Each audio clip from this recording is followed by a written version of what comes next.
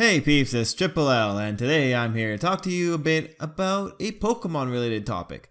It's just a really quick discussion video just for fun, but yeah, let's talk about Pokemon, let's talk about leaks. So, it is the season of leaks for Pokemon Sun and Moon because, you know, people get excited, they like playing pranks, they like tricking people, they like putting up information. A few people possibly try to do corporate espionage and find out information so that they can leak it online.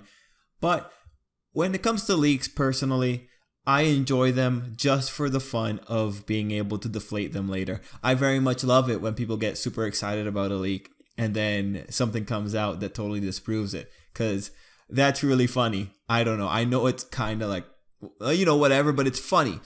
But every now and again, the leakers do come up with really interesting ideas, and, I gotta like them too. I mean, I gotta respect that.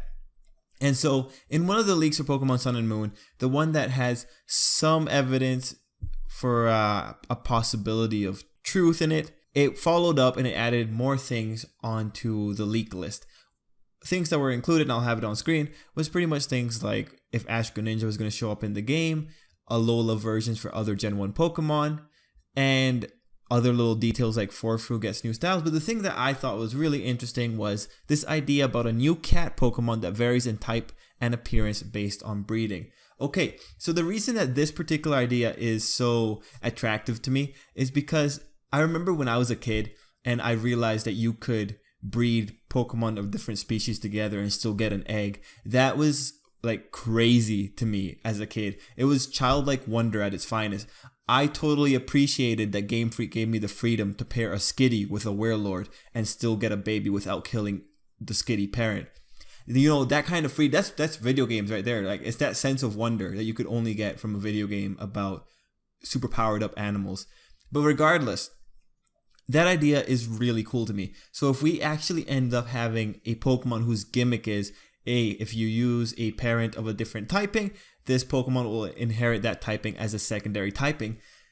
That would be really cool. That would really make it, it'd really make me nostalgic about the old days and about the idea of crossbreeding Pokemon.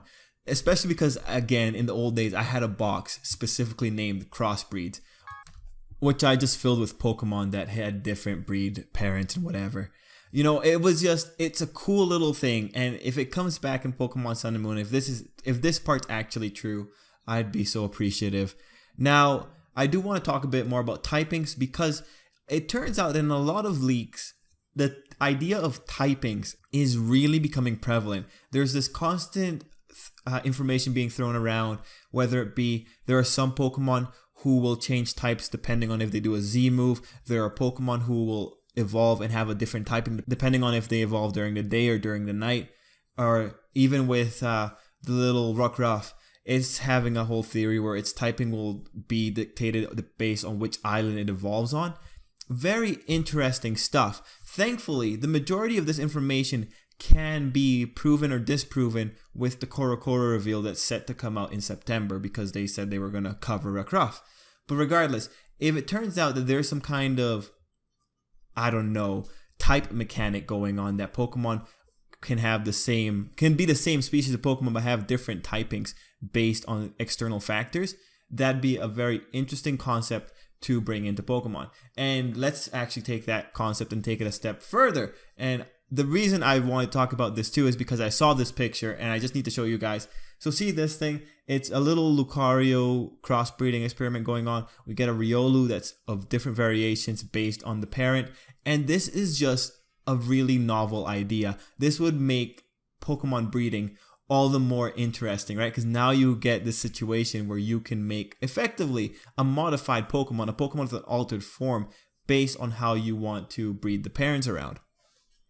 And so let's just look at this thing, because again, it's such a novel idea. And if there is a future where we're at generation 10 and Game Freak decides, hey, let's make crossbreeds the gimmick of this generation, man, I won't complain. If I'm out of Pokemon by that time, I will definitely come back just for the novelty of having these things. And so I just do want to point out the artist is Too Much Green. I just want to have that out there. And it was posted up by Maleficent Dragon. Regardless, these designs are cool, and if Pokemon could actually implement this, if we could have a generation where we don't get new Pokemon but just get this whole general crossbreeding experimentation going, man, that'd be so super cool. Anyway, guys, let me know what you think about this particular idea. Let me know what you think about the idea of a Pokemon that its type will be dependent on its parents. This is a whole new step, and if Pokemon actually manages to bring it in this generation, that'd be very cool, very neat. I'd welcome it open arms. So guys, let me know what you think, and till next time, have a good day.